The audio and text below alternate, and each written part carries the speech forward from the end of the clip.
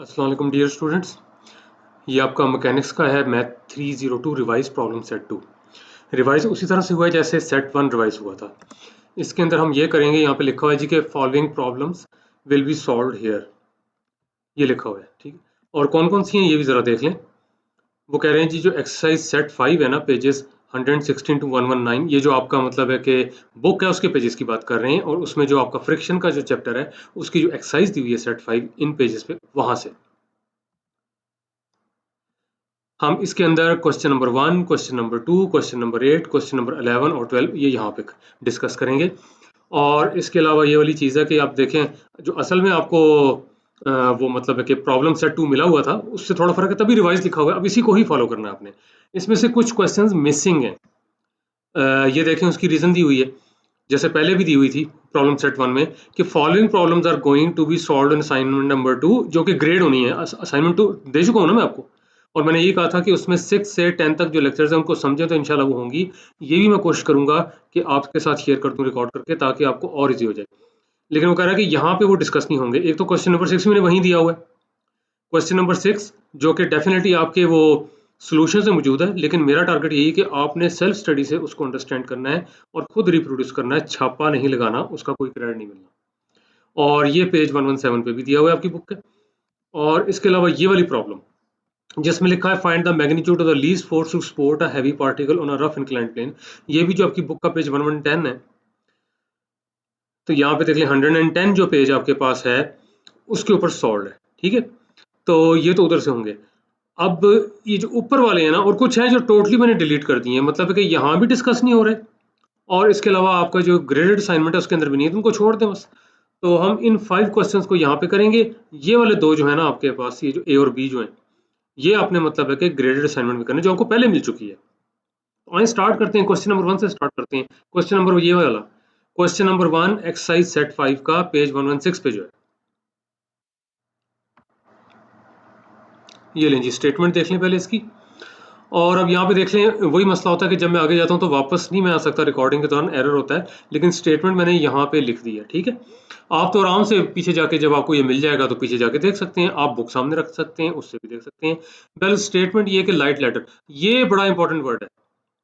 Light ladder जो है ना, देखें एक आपने पढ़ा था यूनिफॉर्म लैडर, जिसका मैंने कहा था वेट सेंटर में एक्ट करता है, सेंट्रल पॉइंट पे। लाइट लैडर का जो वेट है इग्नोर करना पड़ेगा। फिर सुन ले, लाइट लैडर का वेट इग्नोर करना पड़ेगा। और ये भी कई बार एग्जाम्स में पूछ रहे होते हैं, सर ये लाइट लैडर कौन सी होती है। अब देखे ना, ये रटे वाली चीज नहीं है, बाई नेम पता लग रहा है, ठीक है ना।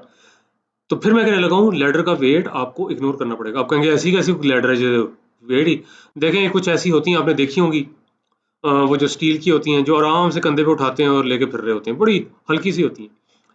ये तो नहीं हम कहते कि वेटलेस हैं, लेकिन बाकी लैडर्स के मुकाबले में क्योंकि काफी हल्की होती हैं, तो लाइट लैडर, तो हम उसका वेट इग्नोर करेंगे। वो कहता है supported on a rough floor, floor पे आपके पास फ्रिक्शन है, वो रफ है, एंड लीन्स, यहाँ पे लिखा हुआ है leans against a smooth wall, wall पे फ्रिक्शन नहीं है।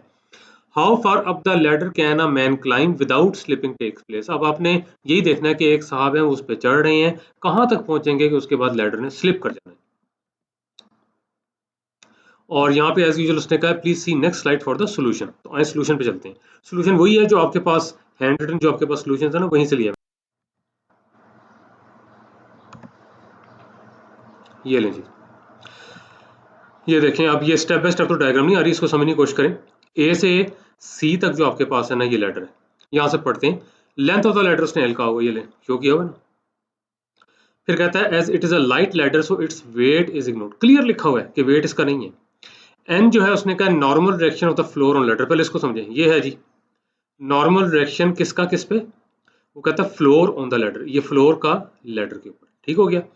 एस कहता है कि normal direction of the wall on the ladder, ये हो गया जी, ये वॉल है जी आपके पास, बीसी वॉल है, और जो लैडर एसी है ना इसके ऊपर इसका नॉर्मल डायरेक्शन एस, ठीक है।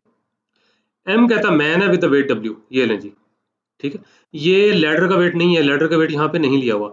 और अब वो कहता है कि F is the force of friction जो इस तरफ को जा रही है। ये समझने वाली बात है, अगर लैडर स्लिप करेगी तो ये वाला ए पॉइंट जो है ये लेफ्ट हैंड साइड को मूव करेगा, और मोशन जब लेफ्ट हैंड साइड को होगी, फ्रिक्शन राइट हैंड साइड को होगी। ये वाला एंगल जो है आपके पास, ये विद द वर्टिकल अल्फा लिया हुआ है, तो ये पाई बाय 2 माइनस अल्फा, क्यों, क्योंकि ये 90 डिग्री का, तीनों का सम क्या हो जाएगा, पाई। देखिए अगर ये बातें नहीं ना समझ आती तो आपने इस लेक्चर को बार बार सुनना है। अब ये एक्स क्या चीज़ है, ये तो हमने निकालना था, स्टेटमेंट तो पीछे है जो मैं नहीं जा सकता। ये एक्स ही तो आपने निकालना था कि बंदा कहाँ तक क्लाइम कर जाएगा कि आपके पास जो है ये लेटर उसके पास स्लिप कर जाएगी। अब आगे क्वेश्चंस बनी हुई हैं, वो क्वेश्चंस तब तक नहीं समझ आएंगी जब तक ये फिगर सामने नहीं होगी। तो इसका ये मतलब नहीं है कि अब लेक्चर समझ नहीं आएगा। मैं आपको जरा जुबानी बोलने लगा हूँ, जो जुबानी बोलने लगा हूँ बेशक आप अभी लिख लें, फिर कंपेयर कर लीजिएगा कि वही क्वेश्चंस हैं जो अगली स्लाइड पे लिखी हुई हैं। आपने क्या करना होता है, इसमें रिजॉल्व करना होता है वर्टिकली हॉरिजॉन्टली, ठीक है ना। वर्टिकल रिजॉल्व देख लें, एन जो है ये डब्ल्यू के बराबर होगा, अपवर्ड फोर्स है डाउनवर्ड फोर्स को बैलेंस कर रही होगी, तो एन जो आपके पास है ये डब्ल्यू के बराबर होगा, ठीक है। ये वाली चीज, ये एन डब्ल्यू के बराबर होगा। फ्रिक्शन फोर्स जो है ये एस के बराबर होगी, फ्रिक्शन फोर्स को हम लिखेंगे म्यू एन एस के बराबर होगी। एक तो ये चीज होगी। आगे मोमेंट्स लेने हैं, ये भी अब कोशिश करें क्योंकि काफी एग्जांपल्स इसकी पहले हो चुकी हैं, कोशिश करें कि अब ये हो जाए। मूवमेंट क्या होता है, मूवमेंट होता है जी, आप कहते हैं जी मैग्नीट्यूड ऑफ द फोर्स होता है, जैसे यहाँ पे डब्ल्यू है, फिर उस लाइन ऑफ एक्शन का परपेंडिकुलर डिस्टेंस लेते हैं from the point of rotation, वो ए है, ठीक है जी। तो यहाँ पे देख लें ये डिस्टेंस चाहिए आपको जहां से जहां तक कर्सर जा रहा है। जब ये चीज x के बराबर है और ये पाई बाय 2 माइनस अल्फा है तो ये डिस्टेंस हो जाएगा, ध्यान से देखें, x cos pi by 2 minus alpha. तो x cos pi by 2 minus alpha को w से मल्टीप्लाई करेंगे, और जो w साहब है ना, ये आपके पास जो है जिसको आप कह सकते हैं कि क्लॉक वाइज क्या दे रहे हैं, मोमेंट। f उसी पॉइंट में से गुजर रही है फोर्स, उसका मोमेंट जीरो होगा। n का भी एक क्योंकि a में से गुजर रही है ना, एन फोर्स भी ए में से गुजर रही है, उसका भी मूवमेंट अबाउट ए जीरो होगा। क्यों कि एफ का एन का दोनों का परपेंडिकुलर डिस्टेंस फ्रॉम ए वो जीरो, क्योंकि तो उसी में से पास कर रही है। हालांकि एस का होगा, एस यूं देखें, ये अब काउंटर क्लॉकवाइज आया, एस और डब्ल्यू ये बैलेंस कर रहे हैं आपस में एक दूसरे को, यानी कि इनके मूवमेंट्स, ये काउंटर क्लॉकवाइज। अब एस का डिस्टेंस क्या बनता है, ये वाला सेम एज बी सी, क्या बनता है, ये एल है और ये सामने वाली साइड है। तो यहाँ पे देख लें सामने वाली साइड परपेंडिकुलर होती है, तो ये आ जाएगा आपके पास L times sine pi by 2 minus alpha. तो L times sine pi by 2 minus alpha को किससे मल्टीप्लाई करेंगे, एस से। ये मैंने सारा जुबानी बोल दिया है। अब ये सारी इक्वेशंस अगली स्लाइड पे, अब वहां समझाना पॉसिबल नहीं होगा इसलिए कि डायग्राम यहाँ बनी हुई है। तो आपने जिस तरह ये सुना है इसको भी सुनना है और फिर उसके बाद आगे जाके चेक करना है, ठीक है। इक्वेशंस तो आगे लिखी हुई हैं, वही हैं जो मैंने यहाँ बोली हैं।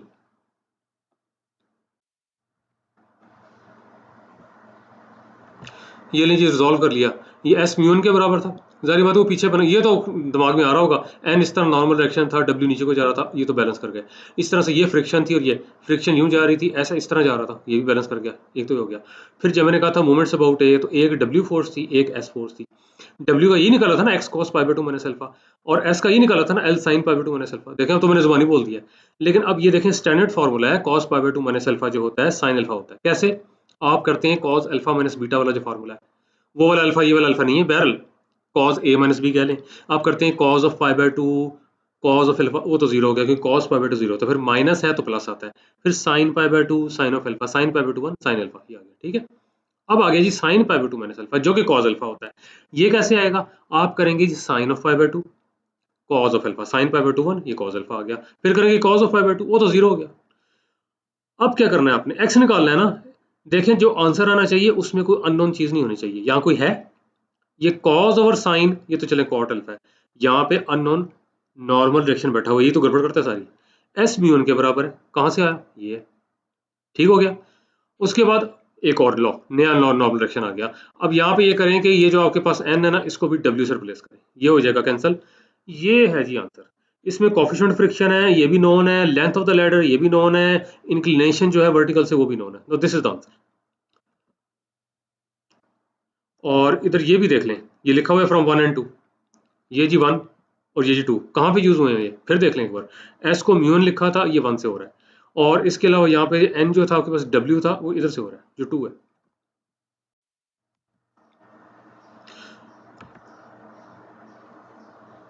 ये ले जी, अगर आपको फर्स्ट क्वेश्चन समझ आ गया तो सेकंड क्वेश्चन बेशक उसकी एप्लीकेशन कह लें, उसकी एक्सटेंशन कह लें। ये क्वेश्चन नंबर 2 की स्टेटमेंट जैसे बुक में मैंने वैसे लिख दी है। उसने कहा repeat question number 1 when both wall and floor are rough. पिछले क्वेश्चन में वॉल जो थी आपके पास जो थी वो स्मूथ थी, अब दोनों ही रफ हैं, लेकिन कोफिशिएंट ऑफ फ्रिक्शन दोनों का जो है आपके पास सेम है, सेम कोफिशिएंट ऑफ फ्रिक्शन है। ये फिर भी इसने इजी कर दिया, ये लें जी म्यू दोनों का सेम है। तो अब इसकी जो है ना नेक्स्ट स्लाइड के ऊपर फिर सोल्यूशन है, ठीक है। तो दोबारा करना है, फिर बंदा ही गिराना है, फिर एम्बुलेंस बुलानी पड़ेगी। तो लेकिन ये फिर भी है कि यहाँ पे देख लें दोनों तरफ बेचारा सेफ नहीं है। पहले वॉल स्मूथ थी, स्लिप कर गई, अब वॉल जो है रफ है, फिर इसने स्लिप कर जाना है। ले यहाँ जरा आप कंफर्टेबल फील करेंगे क्योंकि यहाँ कम से कम कुछ कैलकुलेशंस यहीं पे हुई हैं। बिल्कुल उसी तरह से ये उसी तरह से लेटर बनी हुई है यहाँ से ए से लेकर सी तक। ये इसका जो है inclination with the vertical alpha, ये π/2 माइनस अल्फा जो है हॉरिजॉन्टल से। और यहाँ पे ये मैन साहब हैं जो कि वही एक्स हमने बनाया हुआ है, ये इसका वेट WL। लैडर जो है लाइट वेट है, इसका वेट नहीं शो करना, लेंथ उसकी LE है, वही नॉर्मल डायरेक्शन यहाँ बनाया हुआ है। हाँ अब क्योंकि दो फोर्सेस ऑफ फ्रिक्शन है, क्योंकि जब लैडर ने स्लिप करना है तो ए पॉइंट लेफ्ट को जाएगा, तो F1 जो फ्रिक्शन है राइट को जाएगी, सी पॉइंट डाउनवर्ड जाएगा, F2 फ्रिक्शन अपवर्ड जाएगी, यहाँ पे भी फ्रिक्शन है, इसलिए मैंने इसको F1 इसको F2 कह दिया। नॉर्मल डायरेक्शन यहाँ भी वही S बना हुआ है जो कि पहले भी था, जो कि आपके पास वॉल का था लेटर के ऊपर, उसी तरह से मैंने किया हुआ है, वही नोटेशंस मैंने यूज़ की हुई हैं। अगर आपको यहाँ डाउट होता है कि नहीं अब तो जी यहाँ पे फ्रिक्शन है तो ये कोई और तो नहीं हो सकते, बेशक इनको N1 S1 लिख लें, लेकिन मैंने वही नोटेशंस ही यूज़ की हुई हैं। क्वेश्चन को मैंने एक तरह से सेपरेट ही ट्रीट किया, ठीक है। अब करें जी रिजॉल्व। यहाँ पहली बात है कि F1 जो आपके पास है म्यू एन के बराबर है। मैं फिर कहूँगा मेहरबानी करके इसके ऊपर एरो ना डालीजिएगा, पहली बात है मैग्नीट्यूड है। और कुछ जो गलतियाँ करती हैं जी F1 के म्यू एन और एन पे एरो, बहुत बड़ी कंसेप्चुअल मिस्टेक है, क्योंकि F1 और एन आपस में पैरेलल नहीं है, परपेंडिकुलर है। इस तरह से F2 म्यू एस यहाँ पे देख लें, क्योंकि कोफिशिएंट फ्रिक्शन सेम था, लिखा हुआ है ना coefficient of friction is same in both cases. अब रिजॉल्व कर लें। रिजॉल्व करने में आपने ये कहना है कि लेफ्ट हैंड फोर्स जो है आपके पास राइट हैंड फोर्स के बराबर है, ये S है और ये F1 है, जो कि किसके बराबर है, म्यू एन के बराबर है। इसी तरह से यहाँ पे देख लें डाउनवर्ड फोर्स और अपवर्ड फोर्सेस बैलेंस करेंगी, और यहाँ पे देख लें डाउनवर्ड तो ये वेट ही है, अपवर्ड एक तो नॉर्मल डायरेक्शन है जो कि ये, एक F2 है जो कि म्यू एस है, दो हो गए। अब यहाँ पे देखें क्या किया हुआ है, अब S को इन्होंने ये लिख दिया है, S ये कहाँ से आ रहा है, यहाँ बताया नहीं हुआ, ध्यान से सुन लें कहाँ से आ रहा है। S जो है यहाँ इक्वेशन नंबर 1 से आ रहा है, N की जगह लिख दें W माइनस म्यू एस, ये लें, समझ आ गई। N की जगह लिख दें W माइनस म्यू एस, या जगह mu W minus mu square S, उसके बाद ये माइनस म्यू स्क्वायर S उठा के लेफ्ट हैंड साइड पे लें, S कॉमन ले लें, 1 प्लस म्यू स्क्वायर ये म्यू W, ठीक हो गया। और उसके बाद S जो है ये म्यू एन के बराबर है, ये लिखा हुआ है, और म्यू कैंसिल हो गए, तो ये एक तरह से W in terms of N आ गया। अब लगता है तो ये बड़ा कॉम्प्लिकेटेड, मैं ये बताऊं, हम भी आखिर सीख रहे होते हैं, कोई आलिम नहीं होता। जो आलिम अपने आप को कहता है ना, बड़ी गलत हरकत करता है, बेशक स्टूडेंट हो टीचर है कोई भी हो, जी मैं तो आलिम बन गया हूँ, कोई आलिम नहीं होता, हम सीख रहे हैं। ये इससे भी ईजी हो सकता है, यहाँ पे नहीं, ध्यान से सुन लें, इससे भी ईजी हो सकता है, वो सिंपली ये हो सकता है कुछ लोगों को नजर आ भी गया हो, सीधा सीधा S को म्यू एन यहाँ सब्स्टिट्यूट कर दें, 1 से 2 में सब्स्टिट्यूट कर दें, खुद देख लें, S को म्यू एन यहाँ पे सब्स्टिट्यूट कर दें, तो ये आपके पास क्या आ जाएगा, म्यू स्क्वायर एन, ये आएगा ना, mu square N, N common लें तो 1 प्लस म्यू स्क्वायर, यही है ना। तो इस तरह से भी निकल सकता है, सीधा सीधा क्वेश्चन 1 से 2 में सब्स्टिट्यूट कर दें S को। हाँ अब मोमेंट्स देख लें, एक चीज बता दूं, W का मोमेंट उसी तरह से आएगा। पहली बात ये देख लें, N क्योंकि A में से गुजर रहा है, F1 भी A में से गुजर रहा है, इनका मोमेंट 0 होगा क्योंकि वो उसी में से गुजर रहे हैं, तो इनका जो परपेंडिकुलर डिस्टेंस है फ्रॉम A वो 0 है, बात खत्म हो गई। ये जो W साहब है, इनका यहाँ पे देख लें क्लॉकवाइज मूवमेंट है, S का एंटी क्लॉकवाइज है, F2 का भी एंटी क्लॉकवाइज है, ठीक हो गया। अब W का डिस्टेंस क्या बनता है, वही है जो पहले था, वो था जी W टाइम्स डिस्टेंस, अब कहने लगाऊं ये magnitude of the force times the perpendicular distance from the line of action of force from the point of rotation, वो आ जाएगा x times cos π/2 minus alpha, ठीक हो गया। ये जी S साहब, इनका वही BC बनता है, ये क्या बनाता है, ये L, और ये सामने वाली साइड क्या बनती है, L times sine π/2 minus alpha. F2 क्या बनता है, F2 का डिस्टेंस ये बनता है AB, ये L बनेगा और साथ क्या आ जाएगा आपके पास, L times cos of π/2 minus alpha. ये मैंने जुबानी बोले हैं, अगली स्लाइड पे लिखे होंगे, लेकिन एक देख लें, एक तरफ मूवमेंट W का होगा, एक तरफ S का, एक तरफ F2 का होगा, जो इन दोनों के मूवमेंट्स को ऐड किया जा रहा होगा।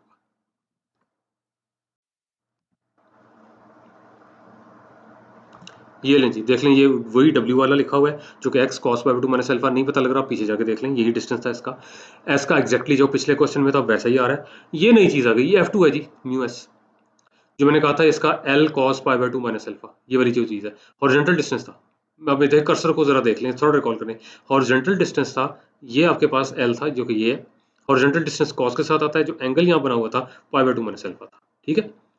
तो ये वाली चीज आपके पास आती है, तो ये मैग्नीट्यूड ऑफ फोर्स था, तो L cos π/2 माइनस अल्फा। अब वही वाली बात, cos π/2 minus alpha sin alpha होता है, sin π/2 minus alpha cos alpha होता है, cos π/2 minus alpha sin alpha होता है। ये जब आपके पास हो गया, तो अब यहाँ पे देख लें आगे कौन सा स्टेप किया हुआ है, S को इन्होंने μn लिखा हुआ है। थोड़ा सा रिकॉल करने की कोशिश करें, एक फ्रिक्शन इधर को जा रही थी जो कि आपके पास μn थी, S इधर को था, तो S μn, ठीक है, ये लिखा ना फ्रॉम 1 वही क्वेश्चन थी, S = μn, मैं जुबानी बोल रहा हूँ। इसी तरह से यहाँ भी एस को म्यू एन किया है, म्यू एन किया है तो म्यू और म्यू, म्यू स्क्वायर एन, ये हो गया, एक ये हो गया। उसके बाद क्या किया, ये डब्ल्यू एक्स आ गया, साइन को उठा के यहाँ पे ले जाएं, ये कॉट अल्फा हो गया, साइन को उठा के यहाँ पे ले जाएं, कैंसिल हो गया। म्यू एन एल कॉमन निकाल लें तो यहाँ पे कॉट अल्फा था जो कि ये लिखा हुआ है, म्यू एन एल कॉमन निकाल लें, साइन अल्फा तो हो गया, कैंसिल रह गया म्यू, वो ये लिखा हुआ है। उसके बाद क्या किया हुआ है, ये w को लिखा हुआ है n times 1 plus mu square, ये वही क्वेश्चन है जो नंबर 3 थी पीछे। w को लिखा हुआ जो मैंने कहा था, w आ गया जी n की फॉर्म में n times 1 plus mu square, उसके बाद ये वाला n, ये वाला n कैंसिल कर दें, ठीक हो गया। क्योंकि नॉर्मल डायरेक्शन अननोन होता है, इसको निकालना बहुत जरूरी है, यानी कि कैंसिल करना बहुत जरूरी है।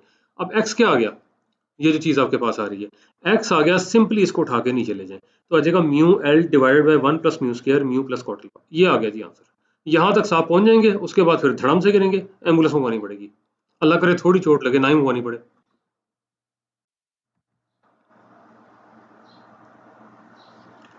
लें जी, अब आ रही है आपके पास क्वेश्चन नंबर 8, इसकी स्टेटमेंट देख लें क्या है।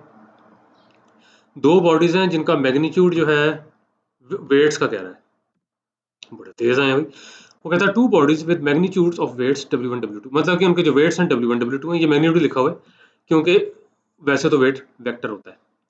वो कहता है are placed on an inclined plane, यानी कि कोई इंक्लाइंड प्लेन है तो उस पर W1 W2 इस तरह रखी हुई है, are connected by light string, light string है तो उसका वेट भी छोड़ देंगे, यानी कि दोनों को कनेक्ट किया हुआ है by the light string which coincides with the line of greatest slope of the plane. अब ये देख लें जी greatest slope of the plane क्या होती है, इतना पहले रिकॉल करें। आप कहते हैं जी कि स्लोप होता है जी एक्स एक्सिस का 0, देखें अब ये स्लोप वाली बात आ गई, कैलकुलस आ गई ना। स्लोप होता क्या वैसे, सिर्फ सिंपल वर्ड्स में होता है कि टेंजेंट ऑफ द एंगल, ध्यान से सुने, tangent of the angle which line is making with the positive x axis. तो यहाँ पे देख लें एक्स एक्सिस अपने साथ तो एंगल क्या बनाता है 0, तो tan ऑफ 0 0, मैंने सिंपल बताया। उसके बाद स्लोप बढ़ना शुरू हो जाता है, बढ़ना शुरू, अगर 45 डिग्री है तो tan 45 डिग्री 1, हम कहते हैं जी स्लोप 1 हो गया अगर 45 डिग्री पे। करते करते करते उसके बाद ये वाई एक्सिस आप आते हैं जिनका स्लोप इन्फिनिट है, टेंजेंट 90 इन्फिनिट होता है, तो ये हो गया जी ग्रेटेस्ट स्लोप। तो अब यहाँ पे देख लें, समझ लें कि जो आपकी ये स्क्रीन नजर आ रही है ये प्लेन है और ये वाली ये कोइंसाइड कर रही है, ग्रेटेस्ट स्लोप यही बनता है इस पे। और यहाँ पे देख लें स्ट्रिंग भी इसके लॉन्ग ही होगा, ठीक है। ये मैंने समझाने की कोशिश की है कि वो यही कह रहा है कि ये जो आपके पास है जो लाइट स्ट्रिंग है coincides with the line of the greatest slope of the plane. Plane है, यूं भी स्ट्रिंग हो सकता है, एक बॉडी यहाँ पड़ी, ध्यान सुने, एक बॉडी यहाँ पड़ी, एक ये हो सकता है, एक यहाँ पड़ी है, एक यहाँ पड़ी, यूं हो सकता है, लेकिन एक यहाँ पड़ी है, एक यहाँ, एग्जैक्टली यहाँ पे देख लें, अगर ये इसी को आप मान रहे हैं तो वाई एक्सिस के साथ स्ट्रिंग कंसाइड कर रहा है, होपफुली पता लग गया होगा।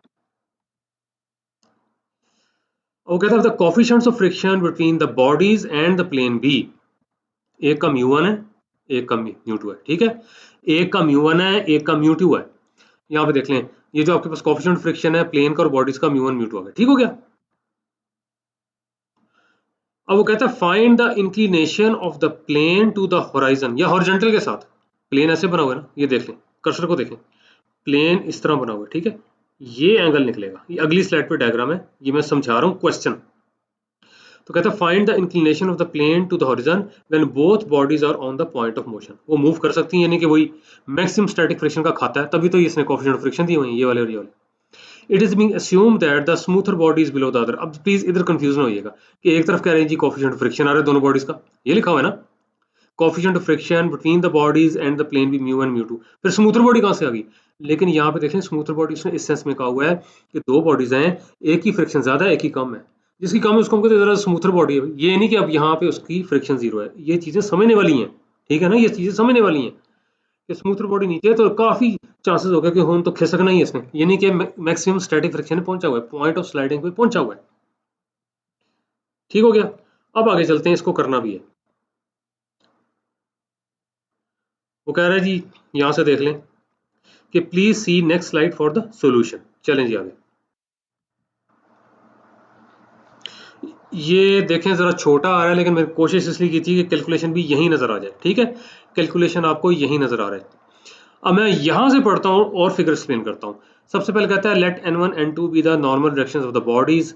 ये देख लें जी, ये बॉडी है, हमने कहा था जी वेट W1 है, ये वाली बॉडी है, इसका हमने कहा था वेट W2 है, ये आपके पास इंक्लाइंड प्लेन है, थीटा निकालना है, ठीक हो गया।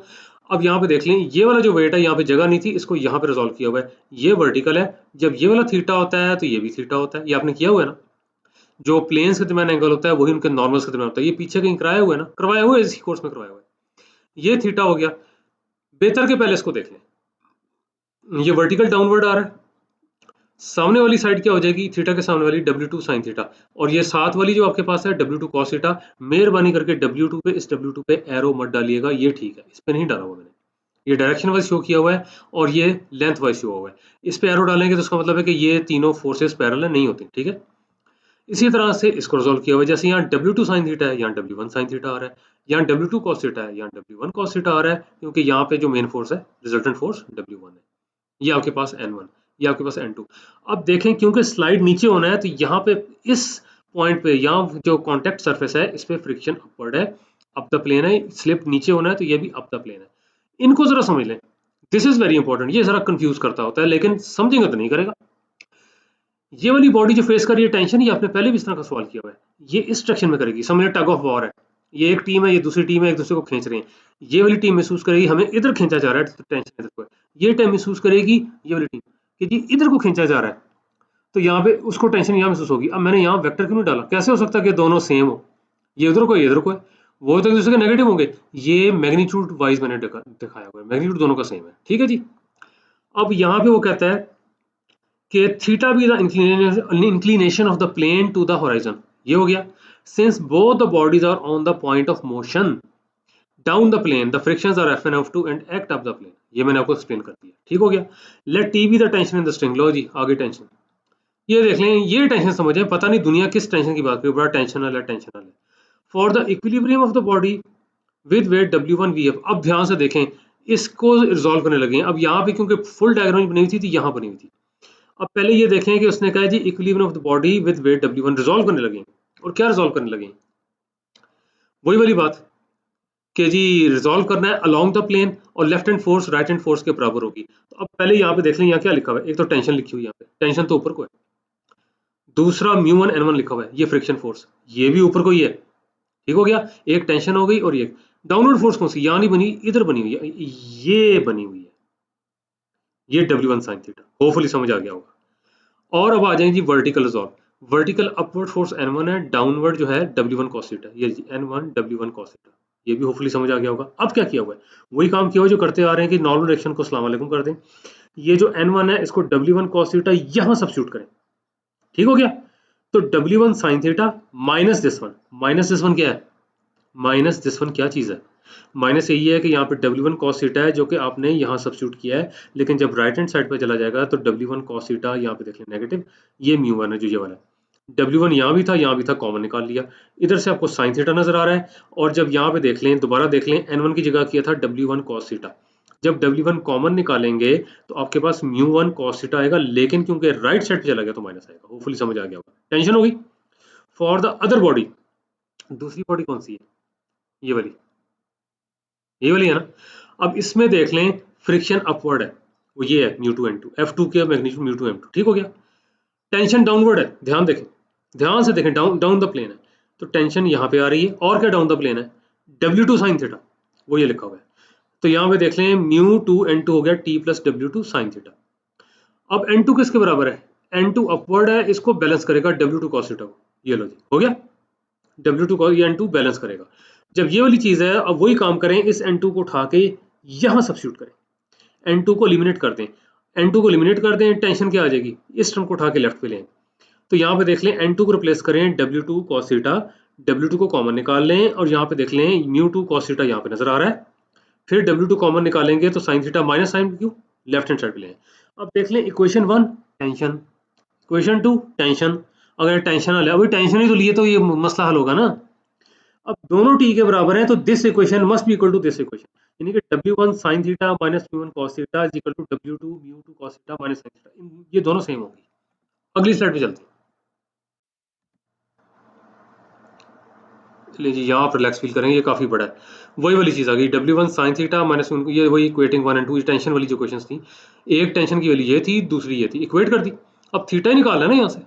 तो अब आप ऐसा करें कि जहाँ पे आपके पास जो है ना साइन थीटा वाली टर्म है वो इकट्ठी कर लें, एक W1 साइन थीटा है जो यहाँ से यहाँ नजर आ रहा है, और कौन सी है W2 साइन थीटा भी है, नेगेटिव है, लेफ्ट पे ले आए तो प्लस हो जाएगा, ये लें W2 sine theta, cos theta वाली टर्म भी है W2 μ2 cos थीटा, ये हो गया। अब cos थीटा को राइट साइड पे लाएं, W1 μ1 cos थीटा, ये हो गया। उसके बाद ये है जी कि यहाँ से साइन थीटा कॉमन निकाल लें, यहाँ से cos थीटा कॉमन निकाल लें, ये चीज़ है, कॉस को उठा के यहाँ ले आए, ये बन जाएगा टेंजेंट थीटा। ध्यान से देखें, कॉस को उठा के यहाँ ले आए, कॉस को साइन के नीचे ले आए, टेंजेंट थीटा बन जाएगा। ठीक हो गया। जब टेंजेंट थीटा बन गया तो आपके पास यहाँ आ जाएगा μ2 W2 जो कि ये लिखा हुआ है, ये प्लस μ1 W1 ये लिखा हुआ है, W1 प्लस W2 डिनोमिनेटर में लें, थीटा आ जाएगा टेंजेंट इनवर्स दिस। लो जी, हो गया। ये चाहिए था आपको। क्वेश्चन भी यही था कि आपने प्लेन की इंक्लिनेशन विद द होराइजन लिखा हुआ है ना, वहां पे हॉरिजॉन्टल निकालनी थी। ये है जी आगे आंसर। अब इसमें देख लें, कोई अननोन चीज नहीं है, वेट्स गिवन थे, कोएफिशिएंट ऑफ फ्रिक्शन गिवन थे। ले जी, अब आ गई जी स्टेटमेंट क्वेश्चन नंबर 11 की। वो कहता है यूनिफॉर्म लैडर जिसकी length two a rest in the limiting equilibrium, पहले पहुंच गई जी पॉइंट ऑफ स्लिपिंग पे मैक्सिमम स्टैटिक फ्रिक्शन। और इसकी लॉजिक समझा करें, क्योंकि देखें मैक्सिमम स्टैटिक फ्रिक्शन होती है तभी एफ को आप म्यू1 लिखते हैं, तभी अगर जरूरत पड़ जाए तो म्यू को टेंजेंट ऑफ लेमडा लिखते हैं, जो लेमडा आपके पास एंगल ऑफ फ्रिक्शन का मैग्नीट्यूड है। वन एंड कहता है जी रफ फ्लोर पे कोएफिशिएंट ऑफ फ्रिक्शन म्यू है, अदर जो है against a smooth vertical wall. ये तो कुछ जानी पहचानी स्टेटमेंट लग रही है, पता लग जाएगा अभी। A man ascends the ladder show that he can not go more than half way up. तो आज तो सारे की किस्मत खराब है, डिगे जा रहे हैं और ये तो आधे में जाके धड़ाम से गिरेगा। तो अब यहाँ पे देख लें, यहाँ तक की जो स्टेटमेंट है ये कहीं जिक्र हुआ है, बता दूंगा पे था, बता ही देता हूं। ये जी आपकी एग्जाम्पल 4 है, पेज 113। एग्जाम्पल आपके पास जो थी 4 पेज 113 उसके ऊपर की हुई है, ये वाली नहीं है, यहां तक वॉल तक। उसमें हमने एक रिजल्ट निकाला था, अगली स्लाइड पे बताया हुआ है, वहां तक एक रिजल्ट निकाला था, अगली स्लाइड पे बताया हुआ है। लेकिन सारी बातें तुम्हें बुक का रेफरेंस दे रहा हूं तो लेक्चर में भी तो होगा ना। लेक्चर 9 स्लाइड 45, वहां पे इससे रेलेवेंट एक क्वेश्चन किया था, मैं इसलिए बता रहा हूं कि वहां से एक रिजल्ट है जो यहां यूज होगा।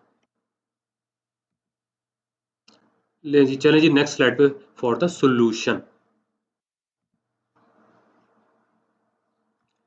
ये लें जी, पहली बात वो यहाँ पे कर रहा है, in this question we shall use result tangent theta 1/2 mu, ये दिया हुआ है, रटा नहीं लगाना। ऑब्टेन्ड इन एग्जांपल 4 पेज 113, यही मैंने बताया था ना अभी आपको।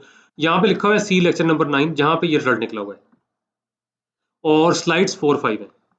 अब आ जाए इसके ऊपर। अब देखें स्टेटमेंट पीछे लिखी हुई थी, अब यहाँ से समझने की इसको कोशिश करें। ये है जी लैडर साहिबा, यहाँ से पढ़ते हैं, F is the force of friction, ये तो यहाँ पे नजर आ रही है। ठीक हो गया। चले थोड़ा सा मैं वैसे बता दूं, ये लैडर साहिबा है ए से लेके बी तक। ए वो वाला पॉइंट है लैडर का जो फ्लोर पे है, बी वो वाला पॉइंट है जो वॉल पे है। एज यूजुअल ये आपके पास नॉर्मल डायरेक्शन है, एज यूजुअल ये फोर्स ऑफ फ्रिक्शन है, क्योंकि जब इसने स्लिप करना है तो इस तरफ को स्लिप करना है और फ्रिक्शन राइट हैंड साइड को जाएगी। यहाँ से स्लिप करना है तो डाउनवर्ड करना है, लेकिन यहाँ पे फ्रिक्शन नहीं है, वॉल जो है स्मूथ है। ठीक है। उसके बाद यहाँ पे नॉर्मल डायरेक्शन ऐसे जरूर आया हुआ है, जो कि आपके पास जो है वॉल का लेडर के ऊपर है। टोटल लेंथ हमने लेडर की 2 ली हुई है, और यहाँ पे देख लें ये डाउनवर्ड है। अब ये यूनिफॉर्म लेडर थी तो यहाँ पे जो इसका वेट है मिडिल पॉइंट पे एक्ट करेगा, क्योंकि यहाँ पे भी ए बनाया हुआ है और यहाँ पे भी ए बनाया हुआ है। ठीक हो गया। अब वो कहता है F is the force of friction, F mu one के बराबर है, ये वाली चीज। ठीक है, ये म्यू1 के बराबर हो गया। ए भी कहता है ladder of weight W acting at the centre, क्योंकि यूनिफॉर्म लेटर है, लेंथ 2 है, ये भी शो हो गया। Let a man of weight W dash, यहाँ पे देख लें ये मैग्नीट्यूड है असल में इसके वेट का, ये डब्ल्यू डैश, ये एक्स ही निकालना है, और आंसर पहले पता है एक्स इक्वल टू ए आएगा। उसने पहले ही जवाब दे दिया है कि हाफ वे अप आगे जा ही नहीं सकता, धड़ाम से गिरेगा। तो असेंड करता है, वो कहता है कि डब्ल्यू डैश है be able to ascend the distance A C equal to X. ये जी ए सी डिस्टेंस जिसने असेंड किया है या लैडर पे चढ़ गया है वो एक्स के बराबर है। When the ladder reaches the state of limiting equilibrium, अब कहता है and A will slip along O A, इधर ही स्लिप करेगा ना, ओ ए हो गया। So the force of friction F, ये वाली, is acting along A O, ये पूरी डिटेल दी हुई है, ए हो गया के along force of friction, A O के अलोंग फोर्स ऑफ फ्रिक्शन होगी। N being normal direction at A, यहाँ पे देख लें, एंड एस एट बी, ले जी ए पे एन बी पे एस। अब देख लें अगर इसको रिजॉल्व करना पड़ जाता है आगे जारी बात है, जब डायग्राम सामने तो मसला होता है, लेकिन आप बेशक आप अभी नोट कर लें। रिजॉल्व करेंगे तो इसमें वर्टिकली अपवर्ड एन है, डाउनवर्ड जो है एक डब्ल्यू डैश है, एक डब्ल्यू है। डब्ल्यू प्लस डब्ल्यू डैश जो है एन के बराबर होगा, W plus W dash N के बराबर होगा, एक चीज। उसके बाद यहाँ पे देख लें F is equal to S, F जो है म्यू एन के बराबर है, म्यू एन एस के बराबर होगा। और अब आगे आ जाता है जी कि यहाँ पे वो क्या चीज होती है जो आपने मोमेंट्स लेने। देखिए मैं जरा जुबानी बोलने लगा हूँ, लेकिन अगली स्लाइड में वही मैं कहता हूँ ना, मैं वापस नहीं आ सकता, है इशू। तो यहाँ पे देखें, पहली बात f का मोमेंट 0, n का 0, क्योंकि दोनों a पॉइंट में से गुजर रही, मोमेंट्स हम a पे लेंगे। इसके अलावा यह देख लें w डैश, ये चीज आपके पास आ रही है, क्लॉकवाइज मोमेंट देगा, w क्लॉकवाइज देगा, s जो है काउंटर क्लॉकवाइज देगा। तो w डैश का और w का मोमेंट्स हम ऐड करेंगे is equal to moment of s about a। अब w डैश का लेना है तो होता है line of action of force से, या मैग्नीट्यूड ऑफ फोर्स तो होता है ना, मैग्नीट्यूड ऑफ द फोर्स होता है, line of action of force का डिस्टेंस लेना है। पहले भी कई बार किया है, अब भी देख लें, ये जब x है तो डिस्टेंस हो जाएगा ये आपके पास, ये वाला जहां कर्सर जा रहा है horizontal distance, x cos of theta. तो एक तो आ जाएगा आपके पास w dash x cos of theta, w dash x cos of theta, w का क्या आ जाएगा, ये वाला डिस्टेंस, वो a cos थीटा हो जाएगा, वो a cos थीटा, क्योंकि ये आपके पास डिस्टेंस हाफ जो है a है। और उसके बाद आपके पास आ जाए s, ये आता है जी OB डिस्टेंस, ये वाला OB डिस्टेंस है, वो क्या होगा, ये 2a और सामने वाली साइड ये आपके पास क्या हो जाएगी 2a, और सामने वाली साइड आपके पास ये देख लें 2a कितना साइन ऑफ थीटा, ये वाली चीज, तो साथ s से मल्टीप्लाई कर देंगे। तो ये मैंने जुबानी बोल दिया, आगे नेक्स्ट स्लाइड में मिल जाएगा आपको।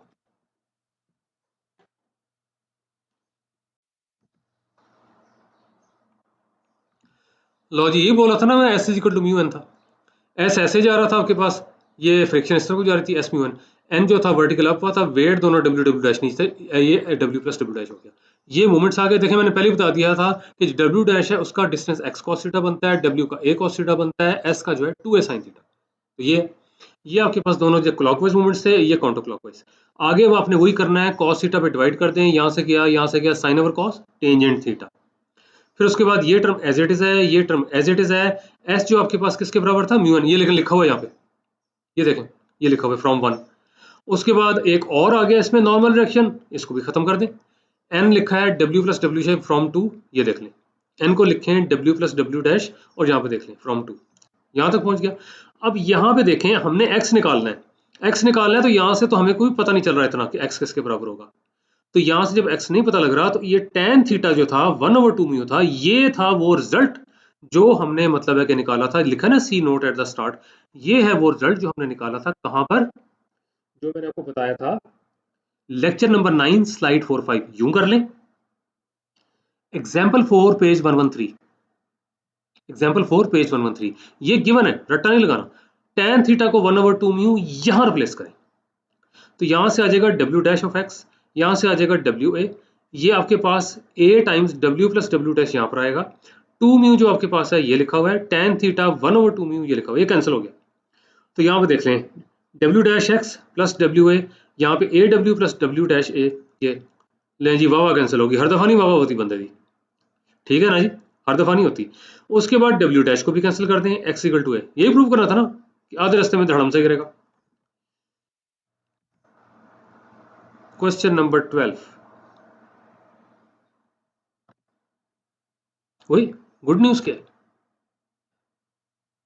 Question number 12 is already done in lectures 9 and 10, log कर लो गल, फिर क्या करना है यहाँ करके, वहां से देख लें, वो भी हंस रहा है लें जी, तो कोई सवाल जरूर पूछेगा, उम्मीद है समझ आ गया होगा। और इस तरह से ये रिवाइज प्रॉब्लम सेट 2 भी खत्म हुआ। अब आप आराम से सुकून से जो आपकी ग्रेड असाइनमेंट है आराम से सॉल्व कर सकते हैं। पिछली असाइनमेंट में ग्रेड कर रहा हूँ, उसके इंतजार में रहें, वो आपको मिल जाएगी, लेकिन अब अगली पे काम करें, कोई मसला होता है तो पूछें, ठीक है। इंशाल्लाह मुलाकात किस में होगी, लेक्चर नंबर 11 में।